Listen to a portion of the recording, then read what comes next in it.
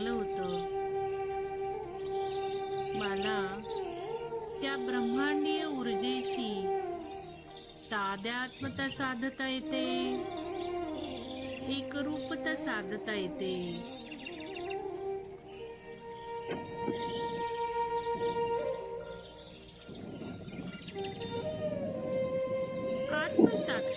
साक्षात्कारासाठी, मुक्तीसाठी अति महत्वाची तयारी माझी पूर्ण झाली आहे. मॅडम पॉज करा. अध्यात्मातील तर आता बघा, सगळ्यांनी ऐकायचं आहे.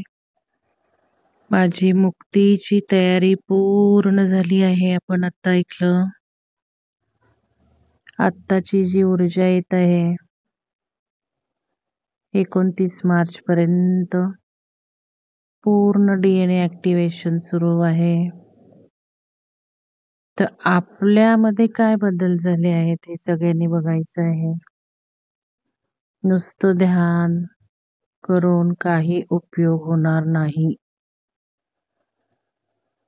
ध्यानामुळे काय झालं हे बघितलं पाहिजे. तर काय काय परिवर्तन होतंय. आपण आता हृदय चक्र ध्यान करत आहोत. तर हृदयाचे गुण विकसित होत आहेत का आपले? जसं आपण काल सगळा गुलाबी प्रकाश आपल्या हृदयापासून सगळ्यांना पाठवला, घरातल्या सगळ्यांना, सगळ्या पृथ्वीवर ब्रह्मांडात पाठवला. हे नुसतं पाठवायचंय का? पूर्ण व्हायब्रेशन्स पाठवले. पण मनात भावना आपल्या या निर्माण होत चालल्यात का? हे बघायचंय सगळ्यांनी. आज प्रश्नाचं उत्तर द्यायचंय. माझ्यात काय बदल घडले? माझ्या मधील तयारी मला काय दिसत आहे? या सगळ्यांवर आज उत्तर द्यायचे जे रेग्युलर ध्यान करतात ते. तर त्याच्यावरून मग माझ्या लक्षात येईल की काय काय घडलेलं आहे. भावनात्मक काय बदल झाले? आता महत्वाचं म्हणजे ऊर्जा खूप वाढत आहे.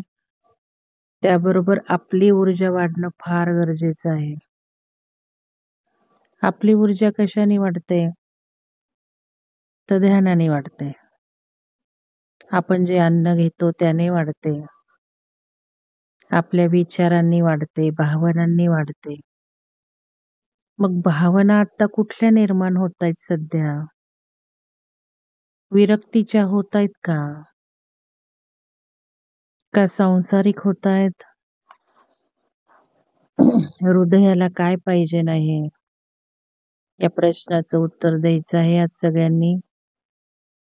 ऊर्जा वाढण्याची लक्षणं कुठली? सगळ्यात महत्वाचं ऊर्जा वाढण्याचं लक्षण म्हणजे आत्ताची जी ऊर्जा येत आहे त्या ऊर्जेबरोबर जर आपण कॅच करत असू तर सगळ्यात ऊर्जा वाढल्याची लक्षणं म्हणजे मायाजाळातून बाहेर पडावंसं वाटतं. तिटकारा येतो, वीट येतो संसाराचा, सांसारिक गोष्टींचा. ज्या काही मनामध्ये इच्छा येतात त्या सांसारिक येतच नाही. हे करू, ते करू, हे पाहिजे, ते पाहिजे. तर आत्ता येणाऱ्या ऊर्जेबरोबर तुमची ऊर्जा वाढत आहे. बाकी आपण शारीरिक लक्षणं बघितली. झोप खूप येतेय, अंगामध्ये दुखतंय, जडपणा येतो, भूक कमी येते किंवा भूक जास्त लागतेय, झोपेचे पॅटर्न्स बदललेत, झोपेमध्ये कुठंतरी खूप आपण काहीतरी काम करतोय असं वाटतं. तर हे सगळं लिहायचं आहे आज तुमची लक्षणं. दुसरं महत्वाचं म्हणजे मी सांगितलं होतं की या पिरियडमध्ये जास्तीत जास्त योगदान द्यायचंय, दुसऱ्यांची सेवा करायची आहे, थोडक्यात पुण्यकर्म करायचं आहे. कारण कधी इव्हेंट्स होतील आणि कधी आपल्याला शरीर सोडावं लागेल काही सांगता येत नाही. तुम्ही जगामध्ये काय घटना घडतायत बघत असाल तर फार फास्ट वेगाने सगळं सुरू झालेलं आहे. तर याच्यामध्ये पुण्यकर्म करण्याचा हा काळ आहे. दुसऱ्यांसाठी करण्याचा पिरियड आहे. तर तुम्हाला सांगितलं होतं सूर्योदयाच्या वेळेला आणि साधारण 4:30 पासून सूर्यास्त या वेळेला किंवा दिवसभरातून कधी अमृत वेळा आपण ज्या 4 म्हणतो, त्या वेळांना आपल्याला पुण्यकर्म करायचं आहे. तर ते पुण्यकर्म तुम्ही काय-काय केलं आहे, ते पण लिहा. कारण काही-काहींनी खूप सुंदर काय-काय केलेलं आहे. जसं की अर्चना सोनसळे मॅडम आणि सविता धर्माधिकारी मॅडम यांनी पूर्ण शाळेतल्या ज्या मैत्रिणी आहेत, त्यांना एकत्र केलं, मीटिंग घेतली. आपलं सगळं विहंगमचं कार्य सांगितलं, ध्यानाचं महत्त्व सांगितलं. सगळ्यात महत्त्वाचं म्हणजे ध्यानाने आमच्या जीवनात काय बदल केले, हे दोघींनी सांगितलं. जेव्हा आपण आपले परिवर्तन सांगतो, त्याच वेळेला समोरच्या माणसाला वाटतं, की हे परिवर्तन आपल्यात सुद्धा व्हावं आणि ते कशामुळं होतं हे सांगणं महत्त्वाचं आहे. तर फार काही जण छान करत आहेत. सुलक्षणा मॅडमनी सुद्धा खूप मैत्रिणींना सांगून बऱ्याच आपल्या कार्यक्रमांना जोडलेलं आहे. तर मी तुम्हाला सांगितलं होतं अगदी काही नाही झालं तुम्हाला मदत करणं इकडं-तिकडं, तर ज्ञानाचं दान हे सर्वात श्रेष्ठ आहे. आणि आपलं तर ज्ञानदानच चालू आहे सगळं हे. मग या ज्ञानदानाला जर लोकांना जोडलं, तर तुमच्याकडनंच ते ज्ञानदान होणार आहे. सगळ्यांनी काही बोललंच पाहिजे, सगळ्यांनी काही ध्यानच घेतलं पाहिजे असं काही नाहीये. जोडलं पाहिजे. का जोडण्याची गरज आहे आता? का तर ग्रुपमध्ये राहण्याची गरज आहे हे तुम्हाला सांगितलं. आत्ताचा काळ एकट्याने ग्रो होण्याचा नाहीये. आत्ताचा काळ ग्रुप कॉन्शियसनेस सुरू झालेले आहेत. जे ग्रुपमध्ये काम करतायत, त्या ग्रुपला ती ऊर्जा येतीये. आणि बघा आपला जो आकडा असतो तो किती ऑप्टिमम आकडा असतो बघा. 40 ते 60 हा ऑप्टिमम आकडा 40, 45 ते 60 ग्रुपच्या ज्या संख्या आहेत, साईज आहेत. तर या ग्रुपला जोडणं लोकांना फार महत्वाचं आहे. कारण आता लक्षात घ्या, हे जे परिवर्तन चालू आहे ते सगळ्यांना माहिती होण्याची गरज आहे. ध्यान करू देत, नको करू देत. पण काय बदल होतायत पृथ्वीवर? भौगोलिक काय बदल होतायत?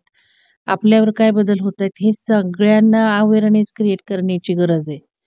नाहीतर डिप्रेशन सुरू झालेत, स्किझोफ्रेनिया काय-काय ह्याच्यात म्हटलंय ना हृदयचक्राच्या सुरुवातीला. तर मॅडम उद्या ते सगळं स्किप करून टाका. तर हे सगळं या ऊर्जेने होणार आहे लक्षात घ्या. जास्तीत जास्त होणार आहे आणि बरेच लोकं फेस करतायत हे चॅलेंजेस. आणि पटा काहीही होऊ शकतं. आता कालच प्रवीणाची नातेवाईक नुसती चक्कर येऊन पडली, 8 दिवस कोमात गेली. 8 दिवसांनी गेली पण ती. काय झालं काही कळलेलं नाही. तर ह्या ऊर्जा या अशा काम करणार आहेत. भरपूर तरुणांवर सुरू झालेलं आहे. तर हा अवेअरनेस आपण इतरांना सांगायचा आहे आता सगळ्यांना. मला विहंगमला जोडू देत, नको जोडू देत. पण हे काय परिवर्तन घडतंय आजूबाजूला? ऊर्जा काय बदलतायत? पृथ्वीवर काय पूर्ण युद्ध ब्रह्मांडात सुरू झालेलं आहे माहिती आणि हे जे ब्रह्मांडात युद्ध सुरू झालेले त्याचे सिम्प्टम्स आता 29 मार्च नंतर आपल्याला दिसायला लागणार आहेत. आत्ता 5व्या आयामात काय सुरू आहे? 6व्या आयामात काय सुरू आहे? तर या गोष्टी लोकांना सांगण्याची गरज आहे, परिवर्तनाची गरज आहे. त्यांच्या मनाच्या परिवर्तनाची, शरीरावर काय होतंय, मनावर काय होतंय, काय होऊ शकत आहे, त्यासाठी पहिलं आपलं अवेअरनेस.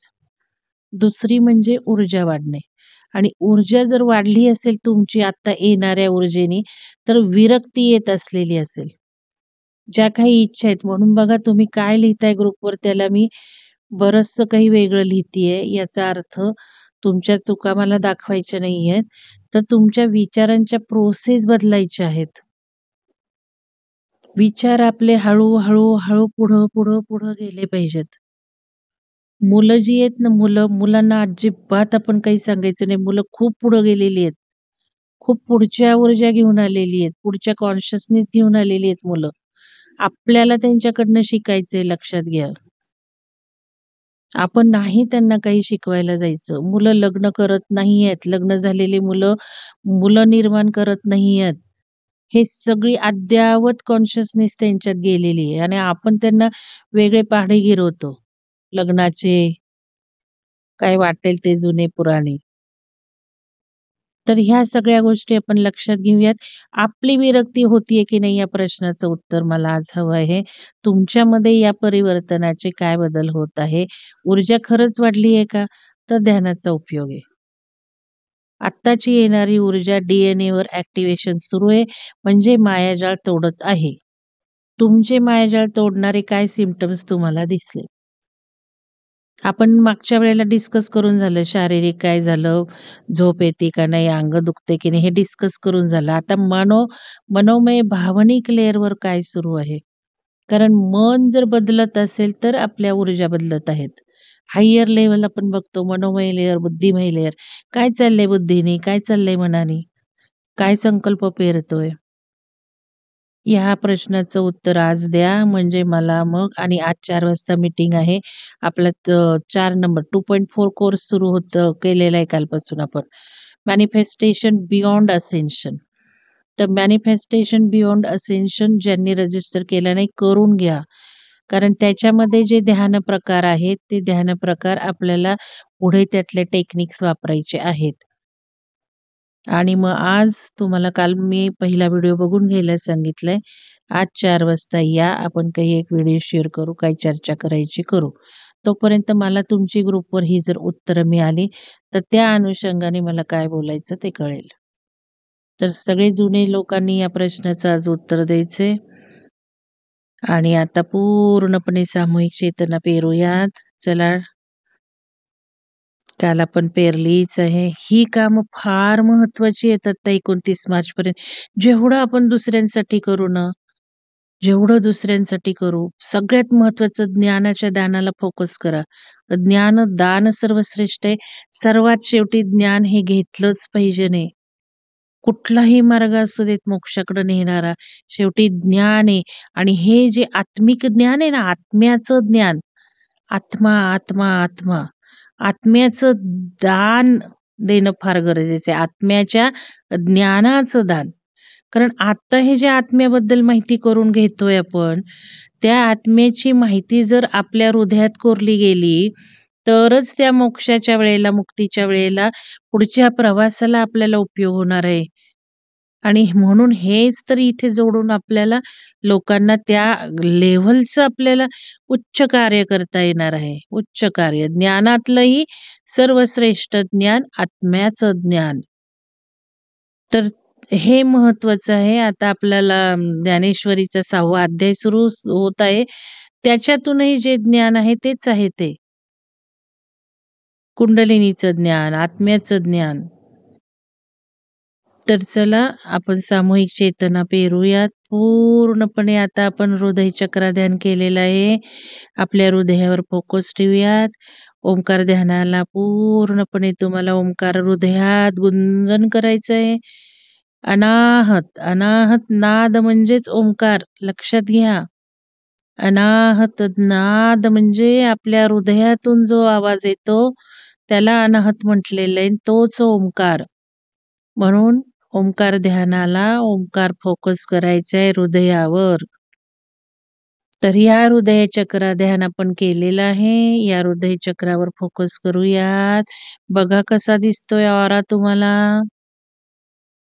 आपल्या स्वतःचाच ऑरा हृदयाच्या आजूबाजूला पूर्ण हिरवा, गुलाबी झाला आहे.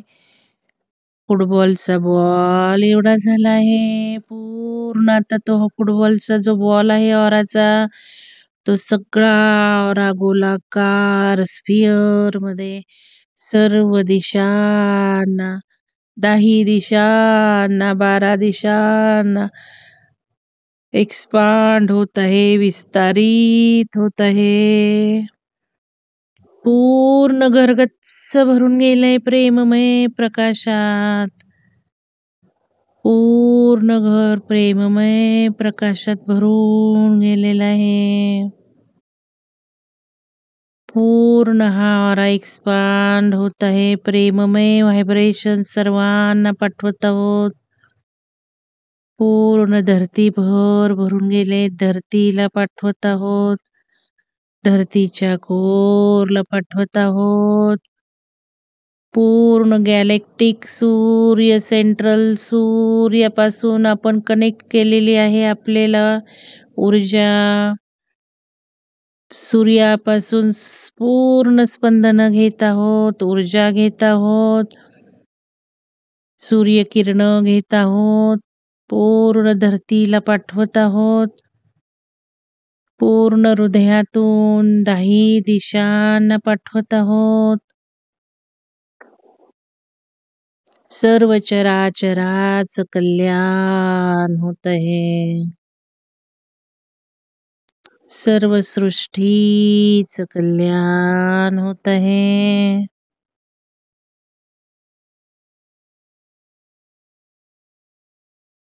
सर्वांचं मंगल होत आहे.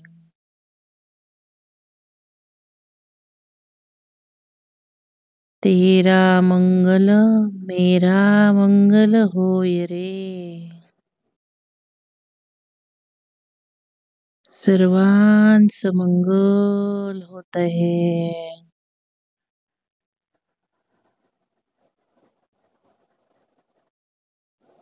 आपला पूर्ण प्रकाश, आपण तेजस्वी प्रकाश बघत आहोत.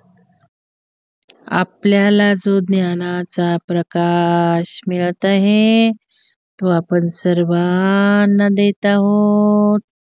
सर्वांना जोडून घेत आहोत. सर्वांचं कल्याण करत आहोत. कल्याणमस्तु. कल्याणम कल्याणम कल्याणम.